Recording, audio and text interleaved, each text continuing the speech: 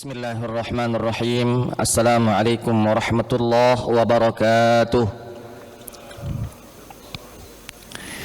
Alhamdulillahi rabbil alamin. Nahmaduhu wa nasta'inuhu wa nastaghfiruhu wa na'udzu billahi min shururi anfusina wa min sayyiati a'malina. May yahdihillahu fala mudilla lahu wa may yudlilhu fala hadiya lahu.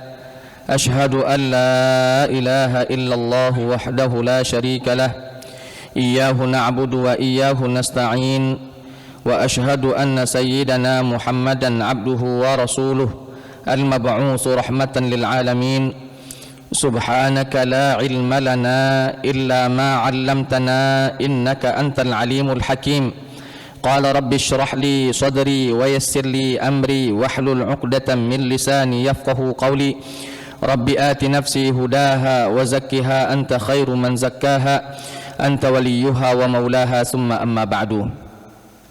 Ma'asyiral hadirin jamaah salat subuh Masjid Baitur Rahman yang dimuliakan oleh Allah Subhanahu wa taala. Syukur alhamdulillah di subuh hari Sabtu ini kembali kita dipertemukan oleh Allah Subhanahu wa taala dalam kondisi sehat wal afiat. Salawat beriringkan salam semoga selalu tercurahkan kepada junjungan kita baginda Nabi besar Muhammad sallallahu alaihi wasallam. Bapak-bapak, ibu-ibu, hadirin wal hadirat yang dimuliakan oleh Allah, di kajian tafsir kita di 2 pekan yang lalu kita akhiri pada surat Al-An'am, ayat 160. Maka di subuh hari ini insyaallah kembali kita akan melanjutkan kajian tafsir kita di surat Al-An'am ayat 161, Al-An'am ayat 162 dan 163. Kalau memang memungkinkan waktu kita sampai Al-An'am ayat 164 atau 165. Sebelum kita mencoba mengkaji, mentafsirkan ayat-ayat tersebut, alangkah baiknya jikalau kita baca terlebih dahulu ayat-ayat yang akan kita tafsirkan. أعوذ بالله من الشيطان الرجيم بسم الله الرحمن الرحيم قل إنني هداني ربي إلى صراط مستقيم دينا قيما ملة إبراهيم حنيفا وما كان من المشركين قل إن صلاتي ونسكي ومحياي ومماتي لله رب العالمين لا شريك له وبذلك أمرت وأنا أول المسلمين قل أغير الله أبغي ربا وهو رب كل شيء ولا تكسب كل نفس إلا عليها ولا تزر وازرة وزر أخرى ثم إلى ربكم مرجعكم فينبئكم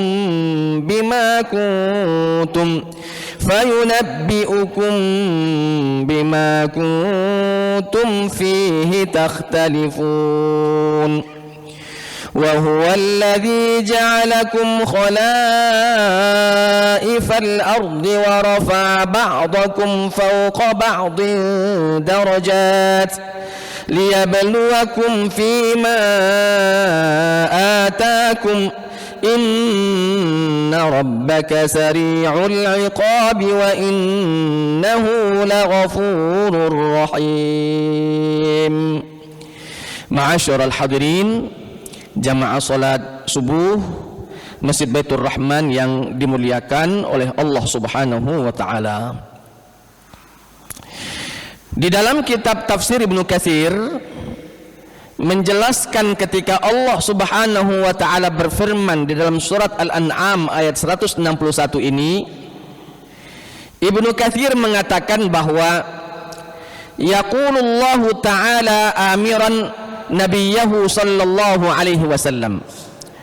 Allah Subhanahu wa taala berfirman menyampaikan perintah kepada nabinya sallallahu alaihi wasallam, sayyidul mursalina,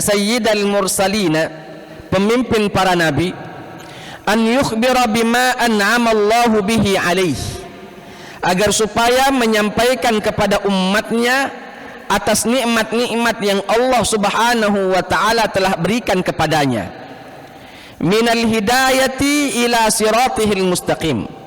Salah satunya adalah petunjuk Allah Subhanahu wa taala, bimbingan Allah taala menuju jalan yang lurus. Alladzi la iwaja fihi, yang mana jalan yang lurus ini tidak berliku-liku, lurus anteng. La iwajata fihi walan hiraf, tidak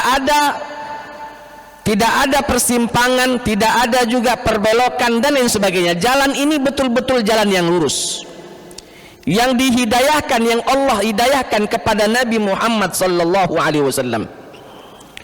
Yang dimaksud di sini adalah jalan yang lurus adalah dinan qiyaman millata Ibrahim hanifa. Jalan yang lurus, ajaran agama Islam yang dulu juga dianut oleh kakek moyangnya yang bernama Nabi Ibrahim alaihissalam. Ma'asyiral hadirin, kenapa ketika kita membahas tentang agama yang lurus selalu disampaikan bahwa contohnya adalah Nabi Ibrahim alaihissalam, tidak nabi-nabi yang lain? Kita katakan bahwa semua para nabi itu di jalan yang lurus, dari nabi pertama sampai nabi terakhir, dari rasul pertama hingga rasul terakhir, kesemuanya ala siratihil mustaqim, berada di jalan yang lurus. Tidak ada persimpangan di sana, tidak ada lika-liku di dalam perjalanannya, semuanya menuju Allah taala. Lalu kenapa Ibrahim yang selalu dijadikan contoh oleh Allah Subhanahu wa taala? Jawabannya adalah karena Nabi Ibrahim ini abul anbiya, bapaknya para nabi, nenek moyangnya para nabi. Nabi Ibrahim punya anak Ismail dan Ishak. Ishak punya anak yang bernamanya Yakub, Nabi Yakub. Yakub memiliki anak namanya Nabi Yusuf. Begitu selanjutnya sampai ke Nabi Isa. Sedangkan Nabi Ismail alaihissalam punya keturunan nabi, dia adalah sayyidul anbiya, pimpinan para nabi, nabi kita Muhammad sallallahu alaihi wasallam.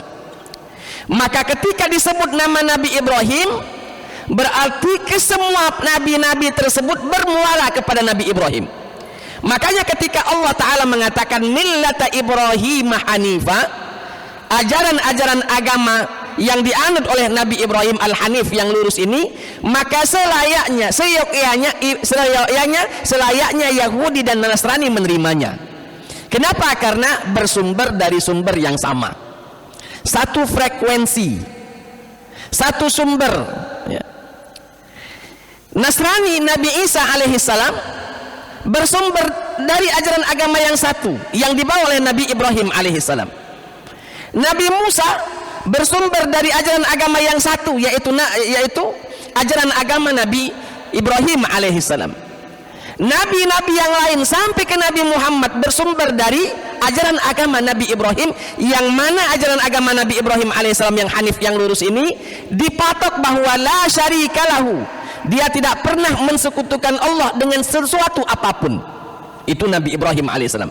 Wa ma ana minal musyrikin, dalam riwayat yang lain, bahwa Nabi Ibrahim alaihissalam tak pernah melakukan perbuatan kesyirikan, tidak pernah melakukan mempertuhankan selain Allah Ta'ala. Bahkan wa ana awwalul muslimin, bahwa Nabi Ibrahim alaihissalam bergegas untuk menjadi manusia yang menyerahkan diri sepenuhnya kepada Allah Subhanahu wa ta'ala. Makanya di ayat ini, ma'asyiral hadirin, ketika Allah Ta'ala mengatakan qul, katakan wahai Muhammad, innani hadani rabbi ila siratin mustaqim, sesungguhnya aku Muhammad, kata Nabi ya, telah diberikan petunjuk oleh Allah Subhanahu wa ta'ala kepadaku ila siratin mustaqim, jalan yang lurus, tidak ada perpecahan, tidak ada inhiraf, tidak ada perselewengan di sana, tidak ada lika-liku di dalam jalan menuju Allah Ta'ala. dinan qiyaman millata Ibrahim hanifa, ajaran agama yang diajarkan oleh Nabi Ibrahim alaihissalam. Ada mungkin yang bertanya begini, Pak, kalau begitu seakan-akan ajaran agama Ibrahim itu lebih sempurna dibandingkan ajaran yang dibawa oleh Nabi Muhammad. Kita jawab tidak. Kita jawab tidak, bukan seperti itu konsepnya. Konsepnya adalah ajaran agama Nabi Ibrahim itu, Pak, pondasi. Nah, Nabi Muhammad sallallahu alaihi wasallam melengkapi kekurangan-kekurangan kalau memang ada kekurangannya, memperbaiki kalau memang ada kesalahannya, mempercantik kalau memang bisa dipercantik, diperindah kalau memang bisa diperindah. Jadi bukan artinya pemahaman Nabi Ibrahim yang sempurna, pemahaman Nabi Muhammad cuma nurut, tidak. Nabi Muhammad SAW menyempurnakan ajaran agama dari sumber yang sama, yaitu millata Ibrahim hanifa, ajaran agama Nabi Ibrahim yang lurus tersebut. Kenapa? Karena Nabi Ibrahim bapak moyangnya para nabi. Seharusnya kalau Nabi mengucapkan millata Ibrahim hanifa, orang Nasrani manut, siap, rupanya bedulur kita bertemu di Nabi Ibrahim. Orang Yahudi juga seharusnya ketika mendengarkan millata Ibrahim hanifa, kata orang Yahudi, siap, rupanya bedulur kita dari sumber yang satu, nenek moyang kita adalah Nabi Ibrahim alaihissalam. Nabi Ibrahim alaihissalam. Karena pertemuan antara orang-orang Nasrani dan orang-orang Yahudi di hadapan umat Islam, pertemuannya di satu Nabi ini, Pak. Pertemuannya yang paling dekat adalah di Nabi Ibrahim alaihissalam. Kalau di Nabi Nuh, itulah kejauhan. Memang semua kita bertemu ke Nabi Nuh, ya, karena setelah banjir bandang maka semua anak keturunan manusia berasal dari anak keturunan Nabi Nuh. Apalagi kalau kita mengatakan kita sama-sama dari anak keturunan Nabi Adam, lah jauh nian itu, terlalu jauh ya sumbernya. Maka selain sumbernya dari satu sumber dari Nabi Adam alaihissalam, lalu bertemu kita di Nabi Nuh alaihissalam, bertemu lagi kita di Nabi Ibrahim alaihissalam. Nabi Ibrahim punya anak namanya Ismail, lahirlah Sayyidul Anbiya wal Mursalin Nabi Muhammad SAW. Begitu pula Nabi Ibrahim memiliki anak yang bernama Ishak. Ishak ini melahirkan anak namanya Yakub. Yakub melahirkan anak namanya Yusuf. Yusuf melahirkan anak lagi sampai ke Nabi Isa alaihissalam. Bertemu di satu titik, yaitu Nabi Ibrahim alaihi assalam. Maka ketika disebutkan dinan qiyaman millata Ibrahim hanifa, ajaran agama yang lurus yang diajarkan oleh nenek moyang kita dulu, Nabi Ibrahim alaihissalam, setidaknya selayaknya seyogyanya tidak ada masalah pada orang-orang ajaran agama terdahulu, karena bersumber dari nenek moyang kita yang sama, dari ajaran agama yang sama, millata Ibrahim hanifa. Lalu Allah Ta'ala juga menjelaskan kenapa ajaran agama Nabi Ibrahim ini yang dipilih oleh Allah. Wa ma kana minal musyrikin. Nabi Ibrahim itu tidaklah pernah melakukan kesyirikan. Lalu bertanya lagi kita mungkin, Ustaz, apakah nabi-nabi lain pernah melakukan kesyirikan? Jawabannya tidak. Lalu kenapa Nabi Ibrahim yang disebutkan wa ma kana minal musyrikin? Karena Nabi Ibrahim dituduh oleh orang-orang bahwa Nabi Ibrahim pernah melakukan kesyirikan. Kapan itu? Ketika di dalam Al-Quran menjelaskan Nabi Ibrahim proses pencarian Tuhan. Masih ingat ya itu? Ketika Nabi Ibrahim alaihissalam melihat rembulan, Nabi Ibrahim berkata kepada kaumnya, wahai kaumku, ngapo nak nyembah yang dak kati, ngapo nyembah bulan baik itu daripada nyembah bintang, bulan lebih besar, lebih terang. Akhirnya semuanya nyembah kepada bulan. Esokan hari melihat matahari terbit, kaumku, ini becaknya lebih terang daripada semalam, lebih besar daripada semalam matahari, dan juga tidak ngilang-ngilang. Apa kata mereka? Betul juga, apa kita tidak nyembah matahari? Baik, kita nyembah matahari. Dan apa yang dilakukan oleh Nabi Ibrahim itu bukanlah penyembahan, Pak, hanya memberikan contoh saja, memberikan contoh supaya cepat nalarnya kaumnya. Kalau langsung disebutkan inni wajjahtu wajhiya lilladzi fataras samawati wal arda hanifa, sisip dikit dibakar lagi Nabi Ibrahim ini. Kenapa? Karena ajaran agamanya berbeda dengan kaum yang tempat tinggalnya, tempat hijrahnya Nabi Ibrahim alaihissalam. Makanya metode dakwah Nabi Ibrahim alaihissalam dengan metode akliyah, dengan menggunakan logika. Ini lebih besar dari bintang yang kita lihat semalam. Bulan bae ngapa dak bulan iyo. Ditinggalkan Tuhannya yang namanya bintang-bintang, nyembah kepada bulan. Ketika mereka nyembah kepada bulan, ini lebih besar matahari dibandingkan bulan semalam. Lebih terang ngapa dak yang ini, Pak? Iyo juga. Ini membuat orang-orang kaumnya tersebut menjadi pelin-pelan, meragukan cara mereka untuk mencari Tuhan. Salah yang kemarin, ini juga salah, caknya ini yang bagus. Ketika matahari tenggelam, sore datang, malam pun tiba, tidak jadi, kata Nabi Ibrahim. Ngapo aku dak senang kalau Tuhan ngilang-ngilang? Ngapo dak langsung nyembah kepada Tuhan yang menciptakan matahari, Tuhan yang menciptakan bulan? Ini cara dakwahnya Nabi Ibrahim alaihissalam. Jadi Nabi Ibrahim wa maka minal musyrikin, Nabi Ibrahim tak pernah melakukan kesyirikan yang dituduhkan oleh orang-orang yang tidak bertanggung jawab. Satu itu.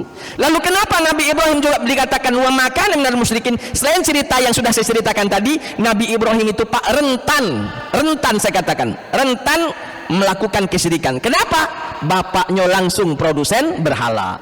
Rentan sekali. Bapaknya langsung Azar yang memahat batu lalu dijadikan berhala, dijual di pasar, dibeli dan disembah. Ini sang bapak, Pak. Anak rentan sekali.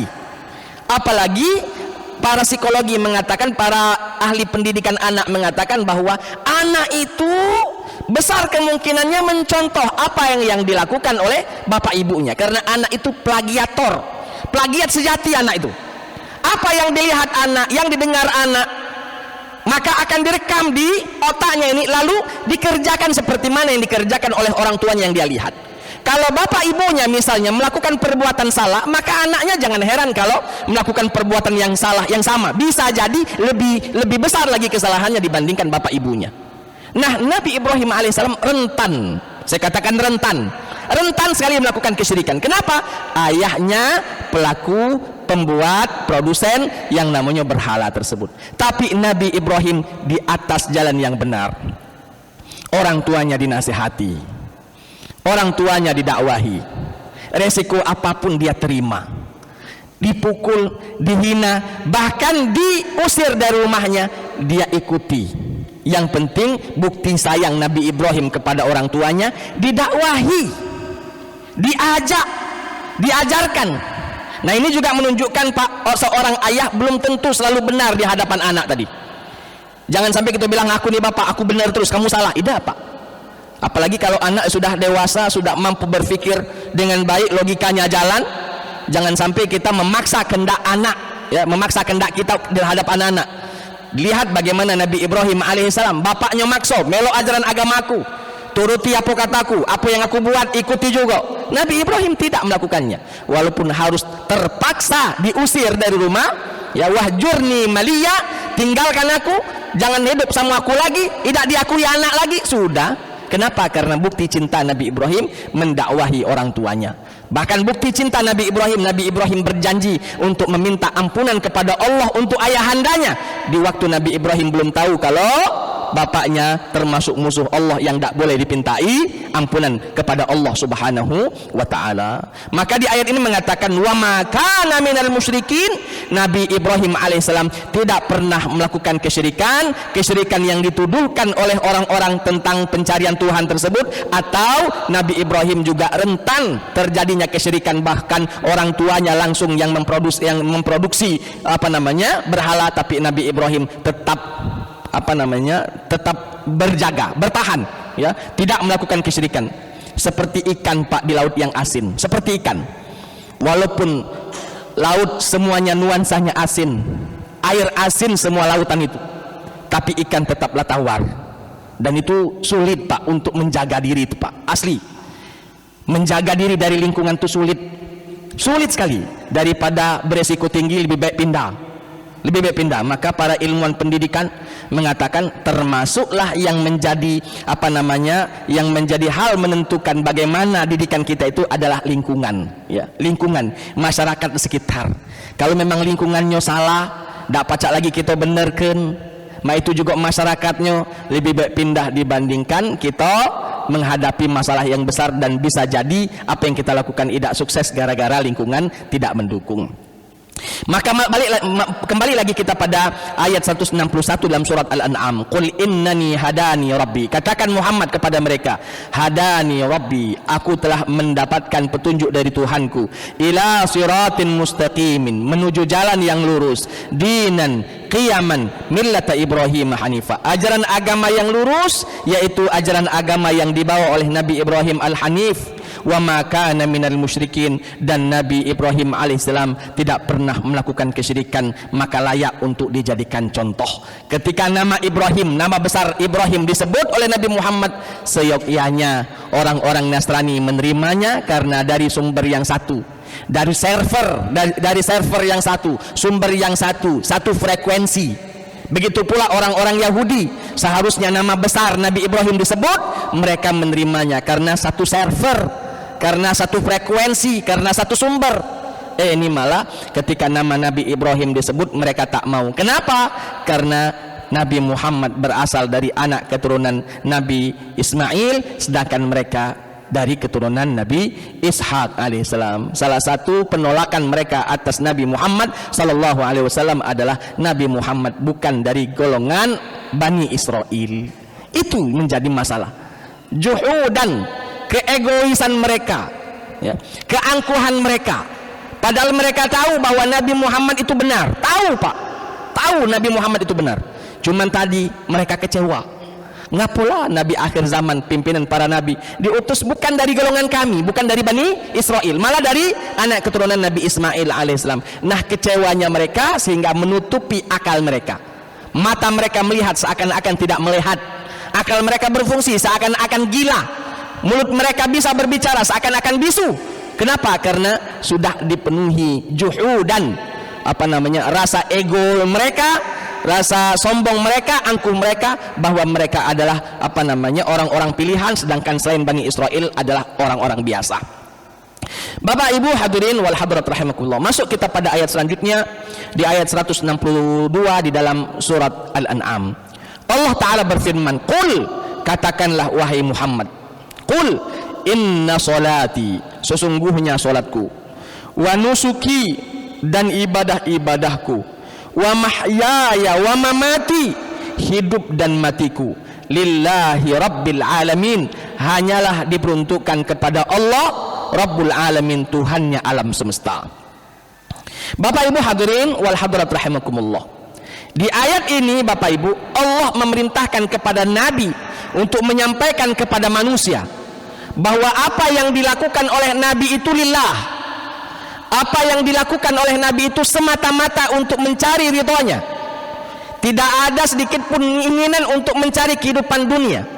Salatnya Nabi, inna solati, solatku itu hanya untuk Allah, lillahi rabbil alamin. Wa nusuki lillahi rabbil alamin. Wa mahyaya wa mamati, hidup dan matiku pun untuk Allah, lillahi rabbil alamin. Hanya untuk Allah. Kenapa ini disampaikan Nabi SAW? Karena orang-orang kafir Quraisy ini Pak menyangka bahwa apa yang dilakukan oleh Nabi ini ada nuansa keduniaannya, kepengen tenar, kepengen terkenal, nak jadi wong kayo, nak jadi rajo, bini banyak, cantik galo, kepengen cah itu. Makanya Nabi Muhammad SAW satu ketika berkumpullah Abu Lahab, Abu Jahal dan lain-lain dan CS-CS-nya ini bertemu kepada Abu Thalib, karena Abu Thalib ini mamang Nabi yang disegani oleh Nabi, walaupun mamang seraso bapak ini nih. Abu Thalib ini mamang tapi raso seperti raso bapak. Abu Lahab, Abu Jahal dan konco-konconya tadi datang kepada Abu Thalib, menyampaikan kepada Abu Thalib, Abu Thalib, sampaikanlah keponakan kau itu, suruhlah stop dari dakwah, tak perlu lagi dia berdakwah, omong ke sama dia. Kalau dia kepengen jadi wong yang paling kaya, kami siap ngumpul ke harta kami unjuk ke dia supaya dia jadi wong yang paling kaya di tengah-tengah kita ini. Kalau dia kepengen jadi raja, kami siap membaiat dia jadi raja kita ini. Kalau dia kepengen bini yang cantik, cari betina mana yang paling dia senangi, kami datang ngelamar ke dia. Nah, apa baik ngomong, yang penting tadi tinggalkan dakwah ini. Kata Abu Thalib, jangan ngomong sama aku, ngomong langsung sama orang yang bersangkutan, ngomong langsung dengan Muhammad. Kata mereka, sudah panggil Muhammad. Maka diutuslah utusan untuk memanggil Nabi Muhammad di rumah Abu Thalib. Datang Nabi Muhammad SAW. Kata Abu Thalib, ponaan, Ina mamang-mamang kamu, dulur-dulur kamu datang ke sini nak ngomong. Ngomonglah. Kata Abu Lahab dan CS-nya, begini saja Muhammad, kami minta berhenti dari berdakwah. Tidak usah lagi ngomongi Tuhan kami salah, Tuhan kau yang betul. Omong gawean kami salah, gawean kami yang betul. Sudah berhenti baik ponaan, tidak usah lagi banyak omong. Tinggal kalau kau kepengen jadi wong yang paling kayo di tengah-tengah kami galo-galo ini siap mengumpul ke duit kami, harta kami unjuk galo ke kau. Jadi wong yang paling kayo kau di sini. Kepengen jadi raja, siap kami baiat kau jadi raja. Kau kepengen bini banyak, cantik galo, cari. Lihat mana, pilih. Yang mana kosir kami datangi. Kami lamar kepada bapaknya. Tinggal apa bekendak kau sebutkan, kami siap. Yang penting tadi, sikok tinggalkan dakwah ini. Apa kata Nabi? Mudah Pak Nabi SAW. Karena memang niatnya lillah, orientasinya hanya Allah, bukan untuk duniawi, bukan untuk apa-apa, hanya lillah. Yang dia cari adalah keridhaan Allah. Apa kata Nabi SAW? Demi Allah, seandainya kalian meletakkan matahari di tangan kananku dan rembulan di tangan kiriku, agar supaya aku meninggalkan dakwah ini, takkan pernah aku tinggalkan dakwah ini. Tak ku terima pintaan kamu, tak ku terima unjukan kamu, karena tadi kamu minta aku tinggalkan dakwah ini. Takkan ku tinggalkan sampai Allah Subhanahu wa taala menentukan dua hal. Entah aku mati di dalam dakwah ini atau aku menang di dalam dakwah ini. Itu pilihan. Tegas Nabi Muhammad bahwa niatnya lillah, tidak untuk yang lainnya. Coba Pak kalau kita didatangi cak itu, berhenti dakwah. Tak usahlah lagi berdakwah. Kau sebut baik, nominalnya berapa? Kau nak apa? Kepengen mobil apa? Rumah kepengen di mana? Sebutkan baik. Sisip dikit Pak, berhenti kita berdakwah. Payah umum itu. Baca istirahat kita dakwah, duit lah banyak, segala waduk. Tapi Nabi tadi orientasinya lillah. Qul inna solati, katakan wahai Muhammad, sesungguhnya solatku, wa nusuki, ibadah-ibadahku, wa mahyaya wa mamati, hidup dan matiku lillahi rabbil alamin, hanya untuk Allah Tuhan semesta alam. Selesai itu Pak. Ini menunjukkan bahwa keikhlasan penting di dalam berdakwah, keikhlasan penting di dalam ibadah, karena tanpa ikhlas ibadah tidak akan diterima oleh Allah Subhanahu wa taala. Allah berfirman dalam Al-Qur'an ya, bahwa wa ma umiru illa liya'budullaha mukhlishina lahuddin. Tidaklah kami perintahkan mereka untuk beribadah kecuali ibadah mereka haruslah mukhlishina lahuddin, ikhlas karena Allah Subhanahu wa taala. Inna solati, sesungguhnya solatku ibadah kita Pak. Solat itu di sini Pak ada dua kata, solati wa nusuki. Nusuk itu ibadah secara umum, solat ibadah khusus. Kenapa kata para ulama solat dan nusuk ini dipisah? Padahal kalau seandainya Allah Ta'ala mengatakan kul inna nusuki, katakanlah sesungguhnya ibadahku, maka ibadah situ termasuklah solat. Tapi kenapa solat dipisah dari nusuk di situ Pak? Kul inna solati wa nusuki, karena solat ini penting. Solat ini penting. Amalan apa baik tergantung solatnya Pak. Kalau solatnya bagus, maka yang lain dianggap bagus. Tapi kalau solatnya buruk, yang lain jangan harap. Makanya Nabi bersabda dalam sebuah hadisnya, awwalu ma yuhasabul abdu yaumal qiyamah as-shalah. Amalan pertama sekali dihisab oleh Allah atas diri seorang hamba adalah solatnya. Yang lain lagi, solatnya dulu, lihat solatnya. Kalau solatnya bagus kata Nabi, maka yang lain dianggap bagus. Tapi kalau solatnya buruk, yang lain dianggap buruk, walaupun nilai yang lainnya bagus tapi solatnya tidak bagus. Makanya saking pentingnya solat, Allah Subhanahu wa taala memecahkan nusuk ini, dikeluarkan ibadah. Saking pentingnya ibadah solat tadi. Qul inna solati, katakanlah solatku. Dan solat di sini Pak, para ulama membaginya dua. Solat di sini membaginya dua. Ada solat secara bahasa, ada solat secara istilah. Solat secara bahasa itu adalah doa itu juga adalah solat secara bahasa artinya doa. Makanya di solat kita itu ya dominan adalah isinya semuanya doa. Makanya secara bahasa solat itu adalah as-sholatu lughatan, solat secara bahasa ad-doa.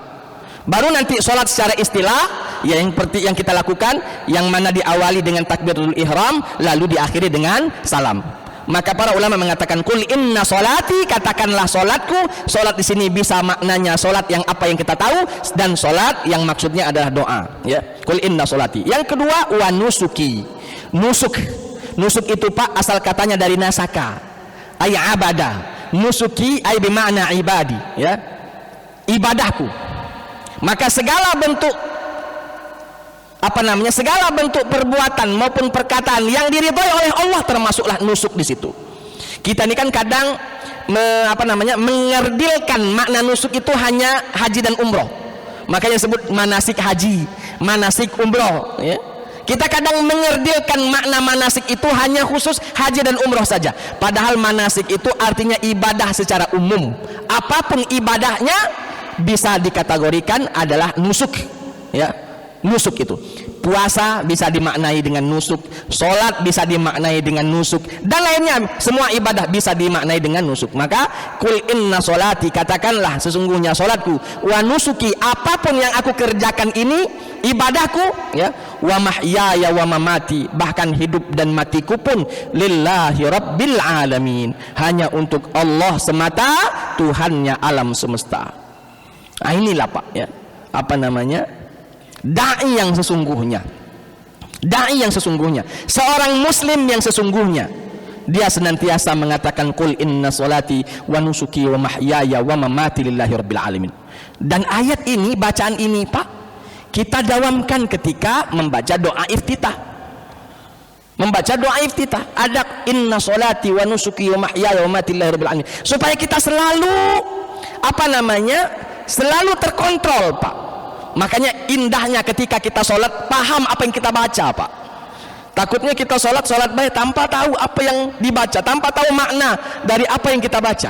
Tapi kalau kita sholat tahu arti dan makna dari apa yang kita baca, ketika kita menyebut qul inna sholati wa nusuki wa mahyaya wa mamati lillahi rabbil alamin la syarika lahu wa bidzalika umirtu wa ana minal muslimin wa ana awwalul muslimin dan lain sebagainya, langsung terekam dalam hati kita, oh hidup dan matiku, ibadahku, sholatku, semuanya hanya untuk Allah. Tujuannya satu, lillah, bukan untuk yang lainnya.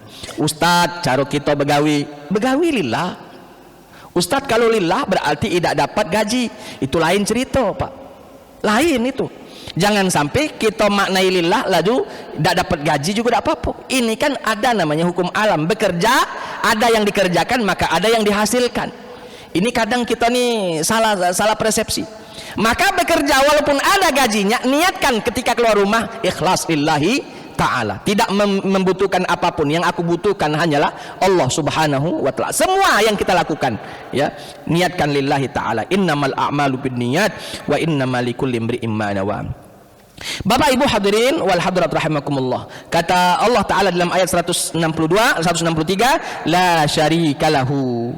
Kita ini Pak tidak boleh mensekutukan Allah dengan sesuatu apapun. Tidak ada sekutu untuk Allah.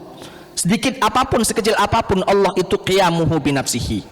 Allah Ta'ala berdiri sendiri tanpa membutuhkan yang lainnya. Kita semua Pak tidak ada di alam ini, Allah tetaplah Allah. Lalu ketika Allah menciptakan kita semua, Allah tetaplah Allah. Allah tetaplah Allah, qiyamuhu binafsihi. Allah berdiri sendiri, tidak membutuhkan apapun, tidak membutuhkan apapun. Maka la syarika lahu, tidak ada sekutu bagi Allah sekecil apapun. Wa bidzalika umirtu, dan dengan itulah aku diutus, dengan itulah aku diperintahkan. Wa ana awwalul muslimin, dan aku termasuk orang-orang yang bersegera untuk menjadi orang-orang yang menyerahkan diri. Awwalul muslimin bukan artinya menjadi orang awal yang menjadi Islam, tidak Pak, ya. Awal itu maksudnya bersegera. Aku termasuk orang yang bergegas, bersegera untuk menjadi hamba yang menyerahkan diri sepenuhnya kepada Allah subhanahu wa ta'ala. Bapak Ibu hadirin wal hadirat rahimakumullah, sudah hampir jam 6. Saya cukupkan saja dulu materi sampai di situ. Kita coba buka sesi tanya jawab, ya, yang ingin bertanya diaturi.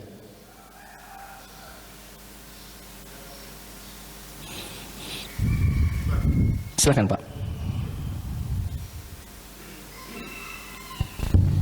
Assalamualaikum Ustaz. Waalaikumsalam warahmatullahi wabarakatuh. Jadi Nabi Ibrahim itu Ustaz, bapaknya kan ahli produsen patung. Ya. Tapi Nabi Ibrahim mendoakan juga. Ya. Rabbana fil lana walidayka. Ya. Apakah ada jawaban Allah di dalam Al-Quran? Ya. Terima kasih. Baik. Ma'asyiral hadirin, jelas bahwa orang tua Nabi Ibrahim alaihissalam mati dalam kekafiran. Produsen pembuat berhala, lalu dijual di pasar, lalu dijadikan oleh masyarakat sebagai Tuhan-Tuhan yang disembah di rumah-rumah mereka. Nah, pada awalnya ma'asyiral hadirin, Nabi Ibrahim alaihissalam memohon kepada Allah Subhanahu wa taala. Nabi Ibrahim berjanji kepada orang tuanya untuk memohonkan ampunan kepada Allah untuk ayahnya.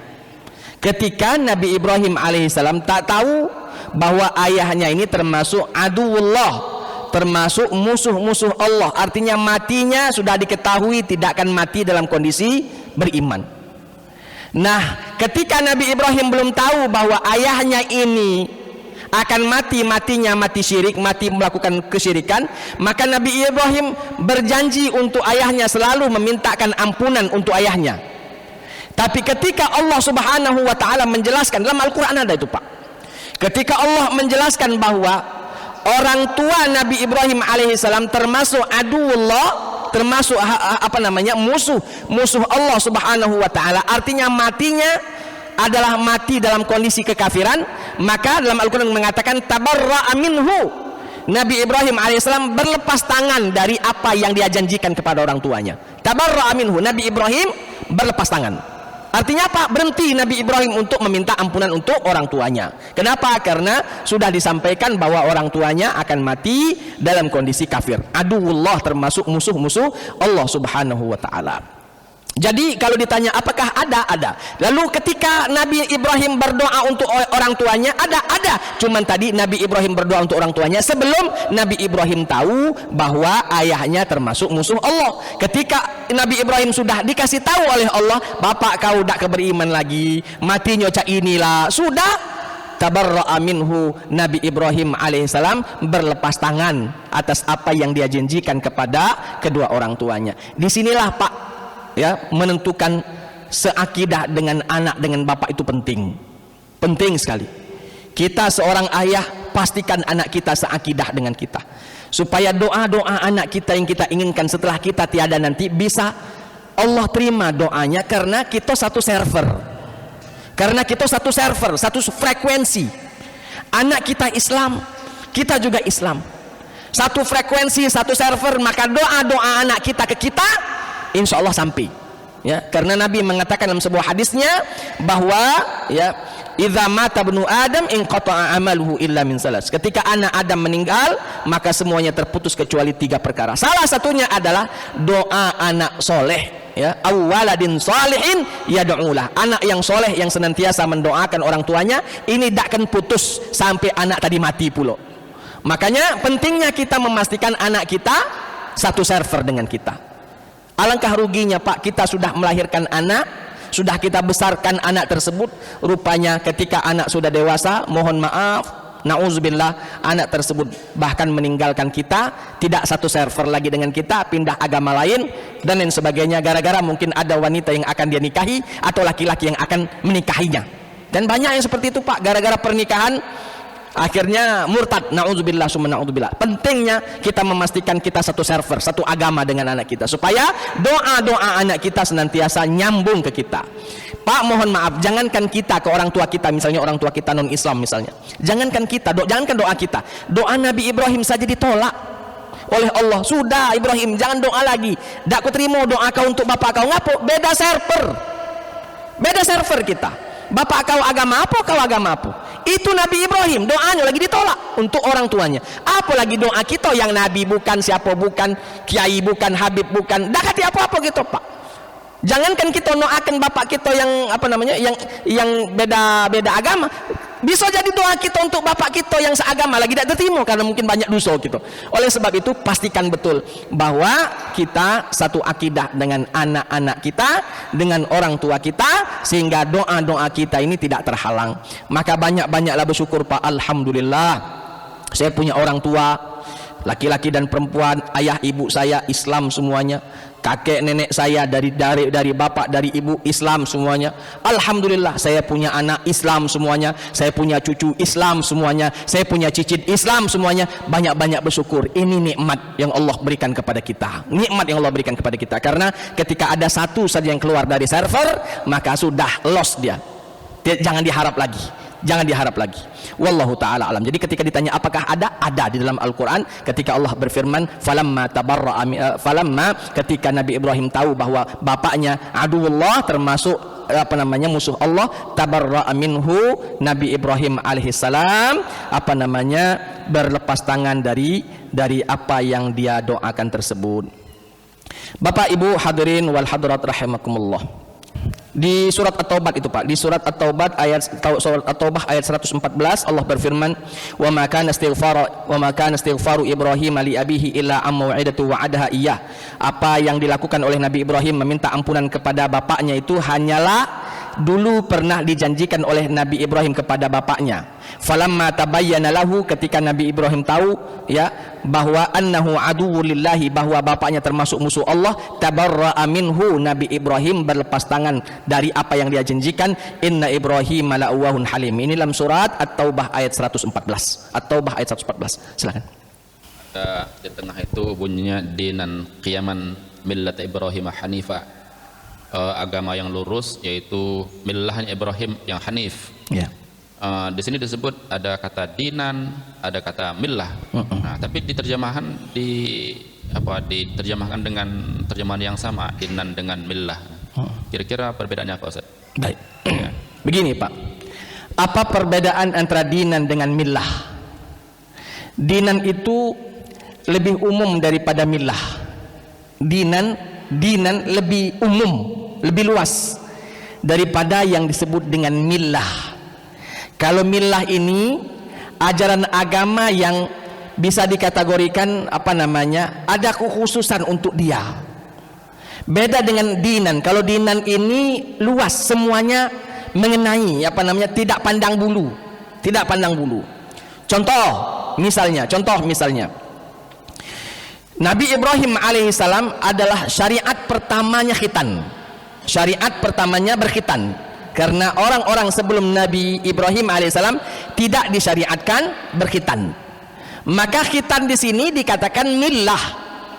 Ajaran Ibrahimiyah. Tidak dikategorikan menjadi ajaran agama, tapi ajaran saja, karena dikhususkan dimulai dari Nabi Ibrahim. Nah, baru nanti ketika sudah jadi hukum tetap, contoh misalnya seperti kita jadi hukum tetap, barulah dimasukkan ke kategori agama, karena sudah sudah menyeluruh melakukannya. Jadi beda antara millah dengan dinan. Millah itu lebih khusus, dinan itu lebih umum. Dinan millah lebih kecil, adapun dinan lebih besar ya. Jadi ketika kita katakan dinan maka millah masuk, ketika kita katakan millah maka tidak masuk. Tapi di ayat ini disebutkan bahwa millata Ibrahim. Coba lihat dikatakan millah, syariat-syariat yang diajarkan oleh Nabi Ibrahim bukan sempurna ya, belum sempurna ketika dimasukkan pada ajaran agama Islam di zaman Nabi Muhammad. Makanya Nabi Muhammad menjadikan millata Ibrahim itu sebagai pondasi saja, sebagai pondasi, lalu dilengkapi syariat Nabi Muhammad SAW, maka jadilah yang disebut dengan dinul Islam, ajaran agama Islam. Jadi kalau ditanya apa bedanya dinan dengan dengan millah, maka jawabannya adalah millah lebih kecil, ruang lingkupnya lebih kecil, sedangkan dinan ruang lingkupnya lebih besar. Wallahu taala a'lam bishawab. Yang lain.